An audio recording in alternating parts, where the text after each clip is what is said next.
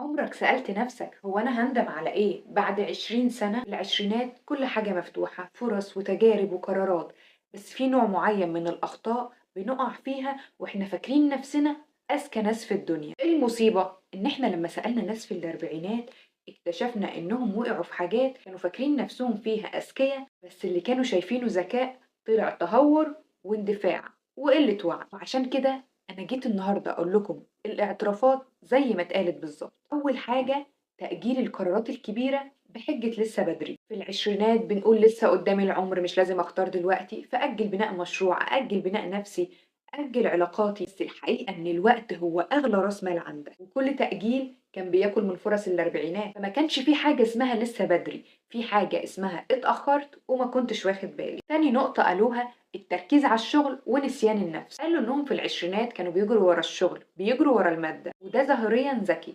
بس لما تدخل الاربعينات وانت مش فاهم نفسك، ما عندكش علاقات، ما بتكونش مرتاح، بتكتشف انك بنيت عمارة من غير اي اساس. والاستثمار في الذات من كل الجوانب ده مش رفاهية، ده الامان النفسي ليك والمستقبل. ثالث غلطة بقى وقعوا فيها هي تعدد العلاقات بغرض التجارب. فكرة انك تتسلى او تجرب في العلاقات بتبدو جريئة وممتعة، لكن بتسيب تراكمات داخلية بتأثر عليك انك تكون في علاقة صحية بعدين. كل علاقة بتسيب اثر، لو ما كناش نتعامل معاه بوعي بتتحول لندوب بتظهر بعدين. رابع حاجة، الهروب من المسؤولية تحت مسمى الحرية. حرية العشرينات أحيانا بتخدعنا، بنفهم إن الحرية مفيش التزام، مفيش حدود، مفيش خطة. بس الحرية الحقيقية إن إحنا نكون قادرين نختار مش نهرب. الحرية مش في كسر القواعد، الحرية إنك تكون واعي بالقواعد ومختار منها اللي بيناسبك. رقم خمسة، الاستهتار بالصحة النفسية والجسدية. في العشرينات بنفتكر إن جسمنا بيتحمل كل حاجة، قلة نوم، أكل عشوائي، ضغط نفسي. بس خليك فاكر، اللي بتزرعه النهاردة هتحصده بكرة، وقتها ممكن تكتشف إنك خسرت صحتك في رحلة ما كانتش مستحقة ده. رقم ستة، محاولة إرضاء الكل ونسيان نفسك. أنت مش سوبرمان.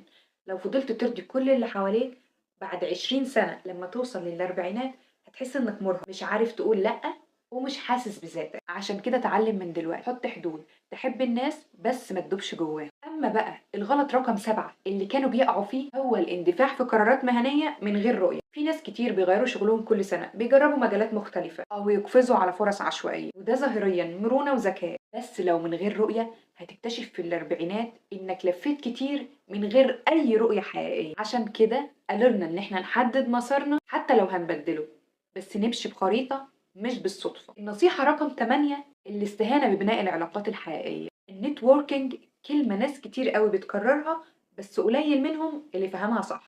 واحنا في العشرينات علاقتنا بالناس هي البنية التحتية للفرص اللي هتجيلنا في الأربعينات. عشان كده خلي عندك علاقات إنسانية حقيقية، ما تفكرش بس في اللي يفيدك، فكر في اللي يشاركك نفس القيم. أكبر خطأ بنفكره إنه حاجة حلوة هو رقم 9، الاعتماد الكامل على الحماس بدل النظام. العشرينات الحماس بيغلب كل حاجة، بس الحماس من غير نظام بيطير بسرعة. لو ما عندكش نظام لإدارة وقتك، تنظيم يومك، بناء عادات، هتوصل للأربعينات وانت عندك أفكار عظيمة فعلا، بس مفيش ولا أي حاجة منها تحقق. خلونا نختم الفيديو بأكتر نصيحة ممكن توقعك في حياتك، وهي رقم 10، إنك تنسى إنك تبني هوية واضحة ليك. أكبر وأكتر خسارة ممكن توصلها في الأربعينات وانت لسه في العشرينات هي إنك ما تعرفش انت مين. فما ينفعش أبدا خالص نبني نجاح خارجي واحنا مش فاهمين قيمنا ومبادئنا ولا احنا عايزين نوصل لإيه بالظبط. والهوية مش حاجة بنتولد بيها، دي حاجة بنبنيها شوية بشوية مع الوقت. في نهاية الفيديو بتاعنا النهاردة خلينا أقول لكم إن العشرينات